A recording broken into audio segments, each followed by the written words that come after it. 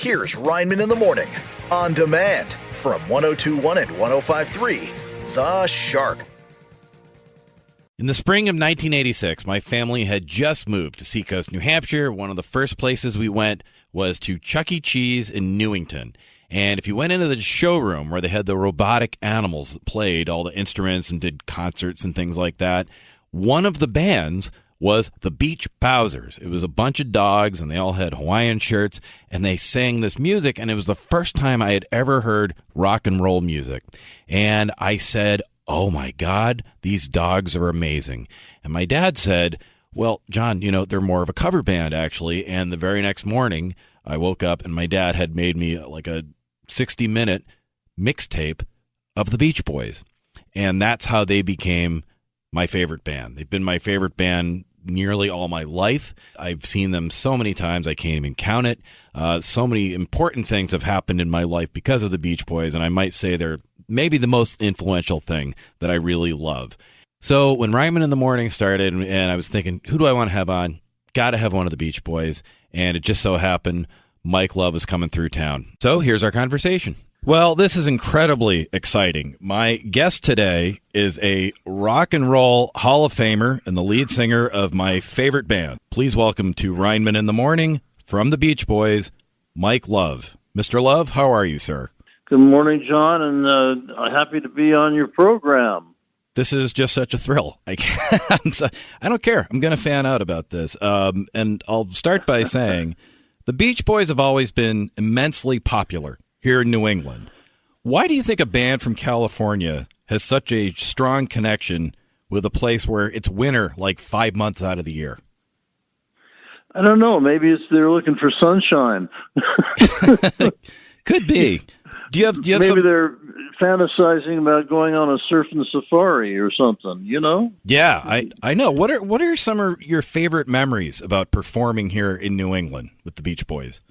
Oh, wow. I remember the first time we ever went out all the way out to the end of the Cape, and being fascinated by, the architecture and the history, just such a great place, Boston's always been a favorite hang for us, but all over New England we've had great success, and great fans, and look forward to coming back every year. And you made a lot of history here in New England. I was only 5 when I went to my first ever Beach Boys concert. It was in Mansfield, Massachusetts at Great Woods. And this was a special night because it was the first time you ever performed a song called Kokomo. Now, it had not been. Wow. It had not been on the radio yet. It had not been in the movies yet. So we were the test audience. That audience at the concert was the first time we ever heard Kokomo. And I'll be honest, we didn't know quite what to make of it. It was unlike a lot of Beach Boys songs. When did you guys know you had something special with that song that you just kept going until it became this massive hit? Well, it came out on the Cocktail soundtrack, Cocktail album, which was a soundtrack for the movie that, Tom Cruise starred in. Sure. And it just caught on little by little, and it kept going and going until it went to number 1. And then John Stamos, who's a big Beach Boys fan and comes out to perform with us occasionally when he can, he got us on Full House, and we get recognized from people that watch, kids that watch Full House for decades now because of those reruns. They're so popular. That's such a popular show. So, that was, but Kokomo was a little different. It was a little bit more laid back than some of our songs. And, but it's one of the most popular songs that we do. It's one of the biggest sing-alongs of our show. Absolutely. It's the encore song. People hang around. They got to hear Kokomo. Yeah. Now, that's right. But you talked about how you're on Full House, and you had Kokomo and Cocktail. You just had California Dreamin' in season 4 of Stranger Things on Netflix. And so there's all these great Beach Boys songs that have been featured in film or TV. But I have to ask you about a rumor that's been out there for years. You did a song called Summer of Love in 1992. Is it true that Yeah. originally that was meant to be a duet between the Beach Boys and Bart Simpson? Is that a real thing, or is that just kind of an urban I legend? don't. That's a rumor that I couldn't elucidate. I couldn't bring any. I don't know. It's just a rumor, I think. I don't know about that one. Well, what we do know is that just in time for the holidays, the Beach Boys have released the Surf's Up box set. And one of my favorite albums. What are the cool things we have to look forward to on the box set? Well, there's like 80 songs on the set, so there's a lot to look forward to. But "Sail On Sailor" is probably one of the most noteworthy songs that we'll be doing in our concert from that set, which is kind of cool. And I know Alan Jardine and I collaborated on a trilogy of California Saga, we'd call it. And I did a song about Big Sur, which is a beautiful part of the world. And there's, so that there's some stuff there that we'd like to do. That's great. And this year actually is a giant year for the Beach Boys. It marked the 60th anniversary of the Beach Boys. And, we've heard some stuff. I've read some interviews from you and from Alan. You just talked about that there may be some other stuff going on to celebrate. Is there anything else in the pipeline that we have to look forward to, or are we kind of... Well, there's a documentary is being done on the Beach Boys by a guy named Frank Marshall, who's done, dozens of big, huge movies. So it's going to be a really well done documentary, and I think it's filmed and is going to have a lot of historical footage, but also some present day stuff. And so I think that's going to be a pretty cool thing to look forward to. So this is the fan in me speaking now, because I'm one of these people that I say, you guys can do whatever you want. You've given us, and we have the music forever and ever. But in this documentary, have there been any parts that everyone kind of got together, or do I kind of have to wait and watch the documentary? Well, I think we'll wait and see. But I don't know. Everybody's, a lot of effort's being put into it. So I think it's going to be a really good one. That's tremendous. Now, in addition, we've talked about it, to all the wonderful summertime music, the Beach Boys have one of the greatest Christmas albums of all time. And that's kind of how the band got started, right? With you and the Wilsons getting together and singing at Christmas time, right? That is correct. My mom was Emily Wilson, and got together with her brothers and sisters. She was one of 8 children that my grandma Wilson had. And so we had plenty of cousins and uncles and aunts and stuff. And my mom was incredibly into music. In fact, I grew up in a household. In the living room, we had a grand piano, an organ, and a harp.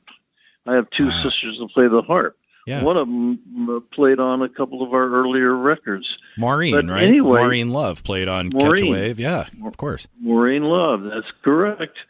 And she's a fantastic musician. She's so talented. Anyway, so we would get together every, for special occasions, birthdays, Thanksgiving, but particularly Christmas is most memorable because we get together and we would literally Christmas carol around the neighborhood.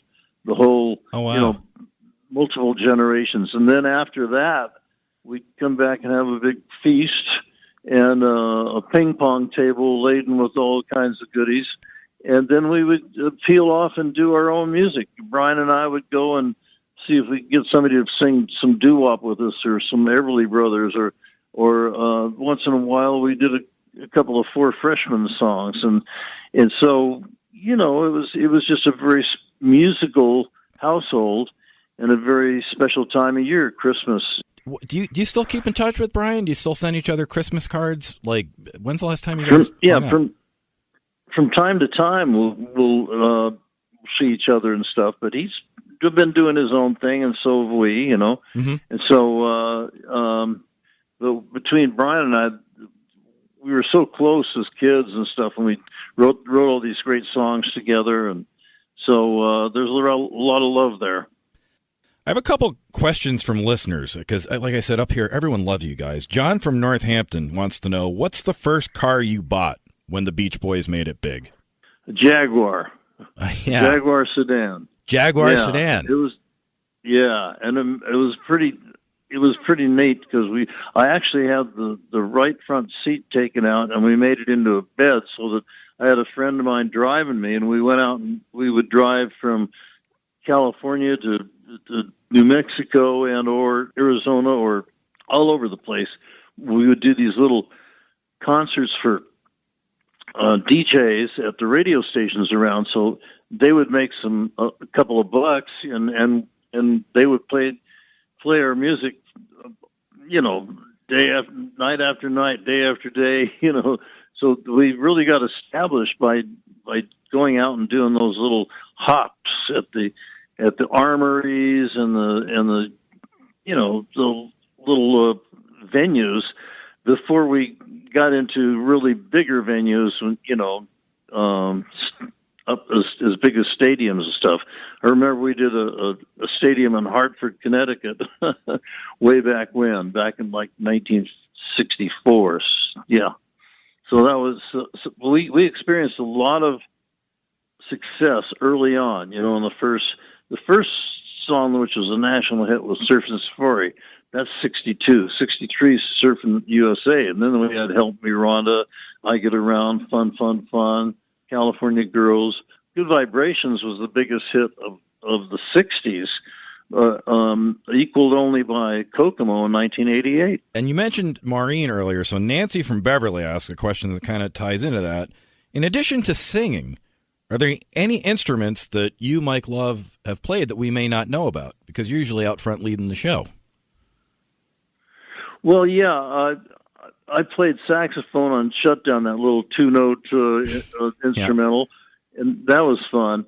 And when we first started out, we would do, you don't have your own songs. I'm talking about the Beatles, the Stones, the Beach Boys. We would all do covers, So the Beatles did rock and roll music, and we did rock and roll music too. And we did Johnny B. Good, and we did Let's Go Trippin' by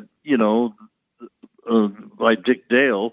And so we would do some instrumentals as well as some R&B, doo-wop stuff and some blues. But, then we quickly started writing our own songs. And so we started doing Catch a Wave in Hawaii and all these other great songs that, including Be True to Your School and just fun songs, about our favorite cars that we liked, or our favorite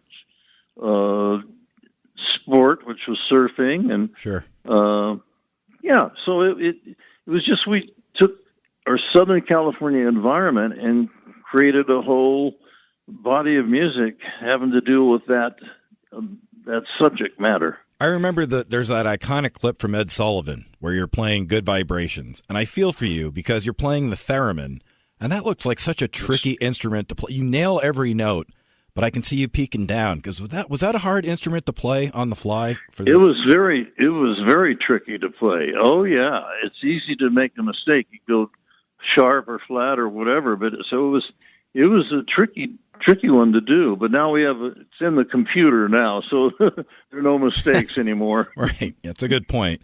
But speaking of recording, the Beach Boys in 2012, for your 50th anniversary, you got together and with Brian, and you did That's Why God Made the Radio. But people have had some mixed emotions about it in retrospect.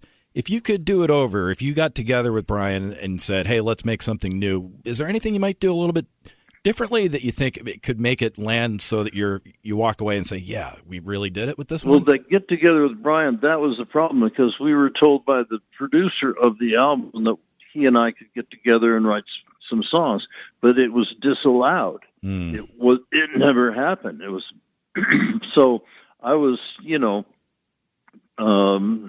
what do you call it? Hoodwinked, I guess was a good word to use.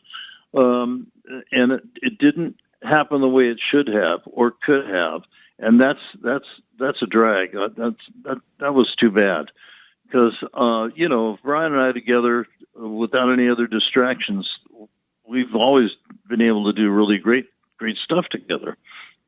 Yeah, and I think a lot of people can probably relate to that about just, when it's 1-to-1, it's usually better. One thing you did on your solo record, which came out a couple years ago, is 12 Sides of Summer. You did an excellent cover of Rockaway Beach by the Ramones. I thought that was tremendous. I love that song. Oh, and we love doing that song. It kicks ass. It really does. We love it. It totally does. And so, something I was thinking about, though, is there's so many artists out there, because it seems like when I read and I listen to you and Brian and Alan all talk about it, it seems like it's like you just talked about. It's getting together and trying to write and trying to produce and trying to agree on what goes on. But when you get together and perform, everything clicks. So I look at a Rockaway Beach, and I look at a song like Soak Up the Sun by Sheryl Crow, a song like Hot in the City by Billy Idol. And I wonder, what is there a world where the 5 or 6 of you guys could all get together for just 5 or 6 days and just say, hey, we're going to go to some of these artists who've basically been inspired by us, who did hit songs in the 70s, 80s, 90s, and then you kind of just record your version. It's like you say in concert, we do Back in the USSR. We're going to do the Beach Boys version of a Beatles version of a Beach Boys song. Have you ever thought about hey, you know what? Let's just perform one more time and kind of do a surprise album where maybe you get together and you do your version, some more Rockaway Beach kind of stuff. Could that be the way you celebrate? Yeah, I have thought about things like that, and getting together with other people as well. We're friends with Mark McGrath, and he'll come and storm the stage and do songs with us. He loves a lot of our music. Mm-hmm. It's Okay being one of them, one of the singles that he really loves singing with us, and but there is a chemistry there, that an infusion that happens that when you get together with other people or do other people's songs. Sure. And that, hence, Rockaway Beach, it's got so much energy to it when we do it. And it's great. We put it in our opening sequence along with our other songs like Catch a Wave, Hawaii, It's Okay, Surfing Safari, Surfing USA. It brings, it's very special. It's not people aren't expecting it, I don't think, but I think people like hearing it. And it's great for those people who follow the Ramones. Yeah. The last question for me, and this is just on a personal level, is that throughout the years, you, Mike Love, have had some of the most entertaining and interesting and fun stage wear, attire. If you had to estimate how many Hawaiian shirts are hanging in Mike Love's closet at any given time? Well, probably 100. That's awesome. I love that. I mean, for many years I've been collecting those things, and so yeah, and I dress according to the color of the day. Each day we wear a different color. Sunday we'll do a bright, sunny, like a yellow or orange color. Monday we'll do like a pastel color, like the moon, literally like the moon. Tuesday we'll do red, like Tuesday is Mars Day, Martes in Espanol. Oh wow! But so the color of the planet Mars is what? Red. Yep. And then Mercury's green, and so on like that. So we dress according to the color of the day. We're not identical by any means, but there's a theme to how we dress. Well, it's interesting you bring that up, because I know you have another song, Pisces Brothers, of course, inspired by George Harrison. You and I are birthday twins. We're each March 15th birthdays. So I don't know very much about the astrological signs. What does being born on March 15th, what kind of person does that make me as a Pisces? It means you're a Pisces. You like music. You like literature. Yeah. And I was always attracted to poetry and stuff like that. And that's why when I sat down with Brian at the piano, he was very gifted musically with chord progressions and stuff like that, harmonies. And I would come up with hooks and lyrics and to complement the musical part of it that's going on. So we made a great partnership in that way. So Pisces is usually, interested in spiritual things and That's why I do my meditation every day, transcendental meditation, which I learned from Maharishi, and that's been a huge benefit to my life. It kept me away from too much liquor or too much drugs or anything like that, because you can get deep relaxation through the transcendental meditation, and gives you energy and clarity and peaceful feeling. It's so that's been a huge help. So I guess being a Pisces, I was attracted to that. And so was George. George was a Pisces also. George Harrison was February 25th, I March 15th. Mm-hmm. So we were both Pisces. So that's why I call the song Pisces Brothers.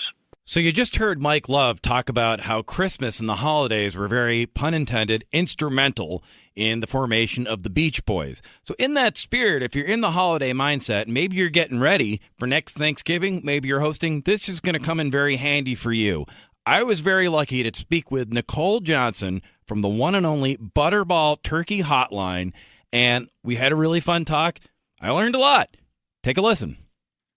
As a kid, I always grew up hearing stories about the Butterball Turkey Hotline, and I'm joined right now by Nicole Johnson. She is one of the lifesavers for Thanksgiving of the Butterball Turkey Hotline. How's it going, Nicole? Oh, that's an awesome intro. We're doing great. Looking around the room right now, you're right. We have been open for over 41 years helping holiday cooks. We offer that emotional support. We offer turkey tips and tricks. And can you believe tomorrow we're just a week out from Thanksgiving? It's crazy. I'm getting pretty excited.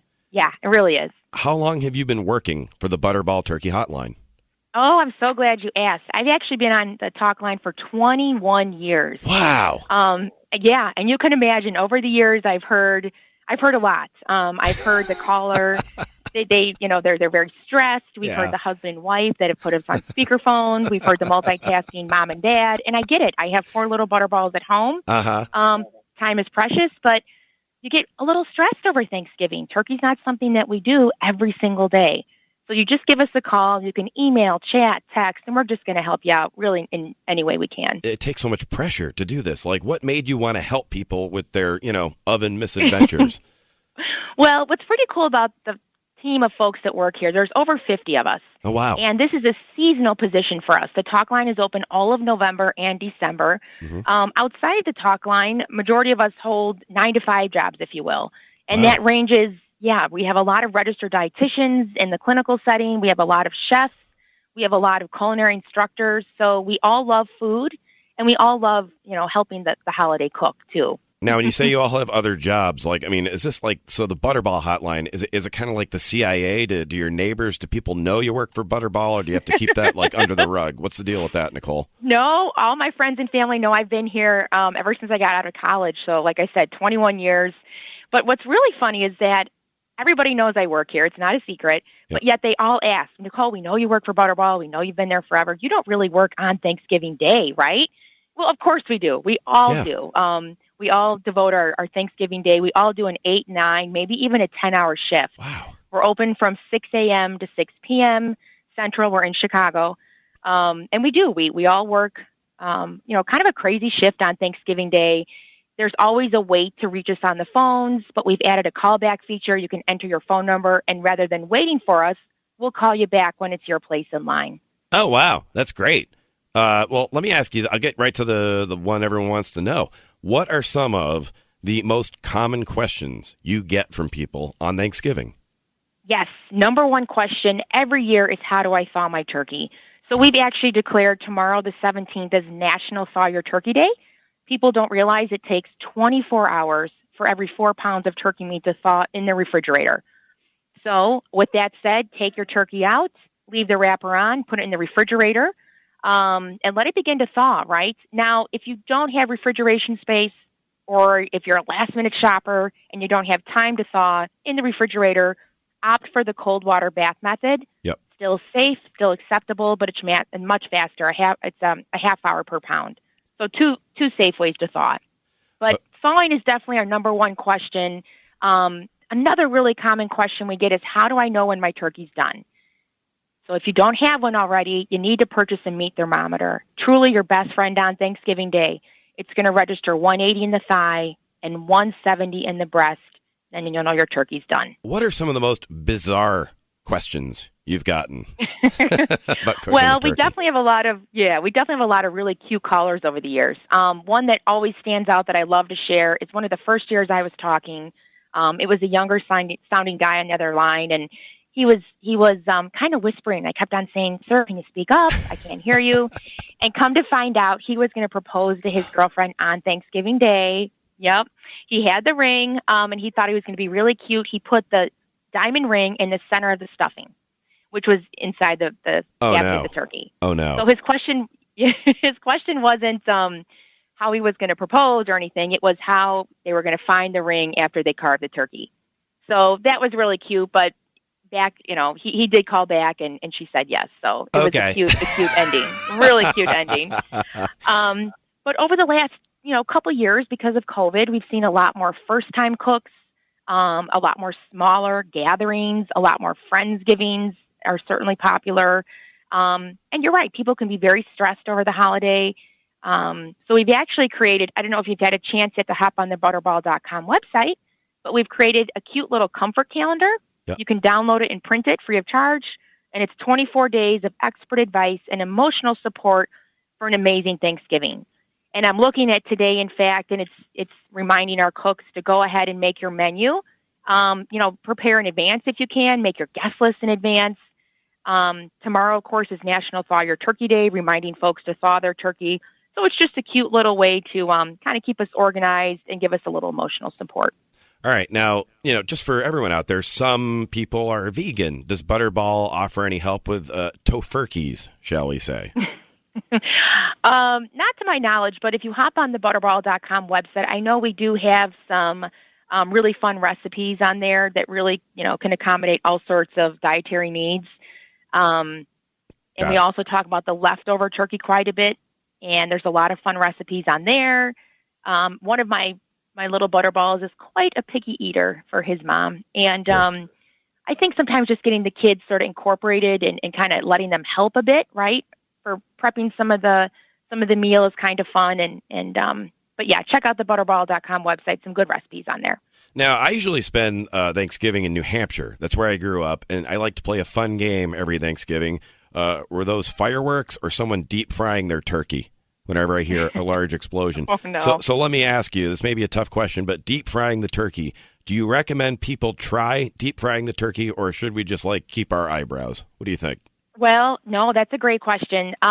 We noticed, particularly the last couple of years, a lot more millennials wanting to prepare the Thanksgiving meal, and they want to put their own stamp on the day. They want to prepare that turkey other than just the traditional cook method. Deep frying, it's super popular. We're really advocates of it. I don't know if you've ever tasted it, but it's delicious. We've tested it here outside. But from a food safety perspective, of course, remember that turkey needs to be fully thawed, right, to avoid any danger.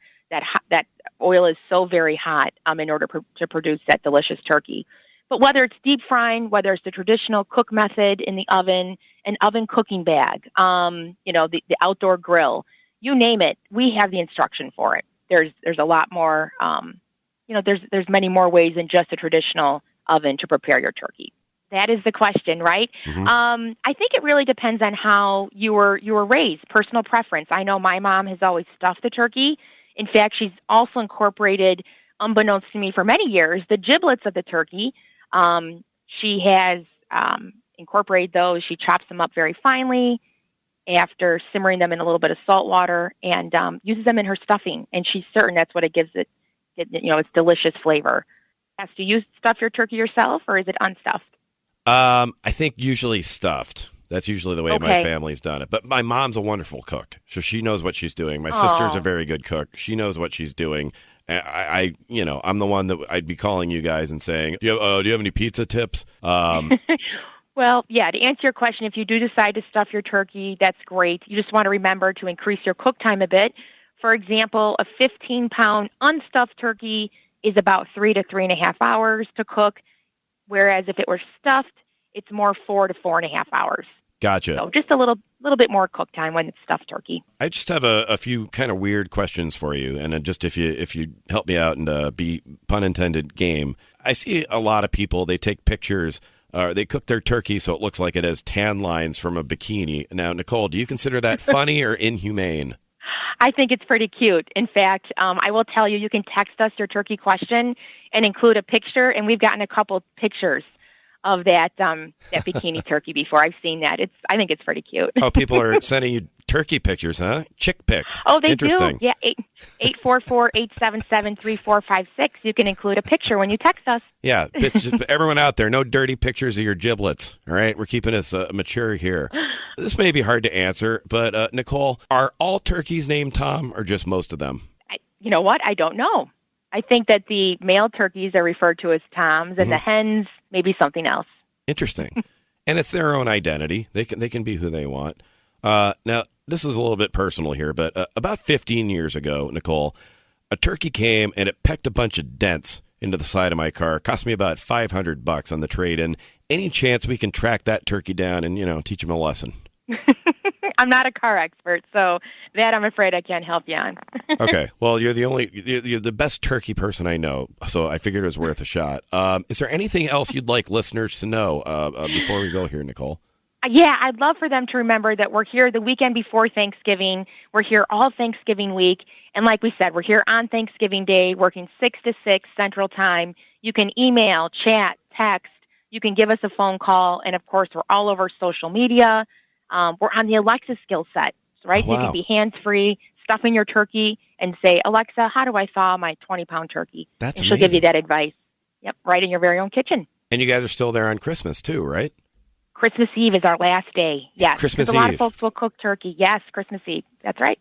And then just real quick, is it okay if people call you up just to talk, just to get away from their relatives and everything, even if everything's going all right with the turkey? We offer that emotional support. You wouldn't believe all the phone calls that we do get to talk about things aside from just turkey. That's so nice of you guys. Again, Nicole from the Butterball Turkey Hotline. And what's the website again for Butterball? Yes, it's butterball.com, or the phone number is 1-800-BUTTERBALL, or again, live chat, 844-877-3456 is our text phone number. Thank you to Nicole. Thank you to Mike Love from the Beach Boys. Thank you to you for listening to the Rineman in the Morning podcast.